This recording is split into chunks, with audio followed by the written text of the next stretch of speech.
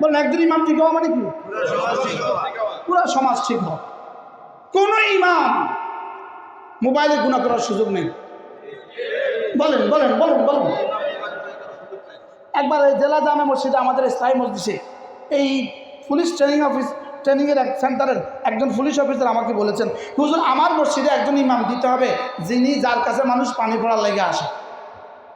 আমি কি স্যার আমাদের কাছে ওই যোগ্যতা কোথায়? কোন যোগ্যতা দিয়ে বুঝবো কোন ইমামের কাছে পানি পড়া নিতে আসে? হুজুর এই যোগ্যতা তো সহজ, ইমাম সাহেব যদি ছোটো মোবাইল ব্যবহার করে, বড় মোবাইল ব্যবহার না করে, মানুষ পানি পড়া নিতে আসবে।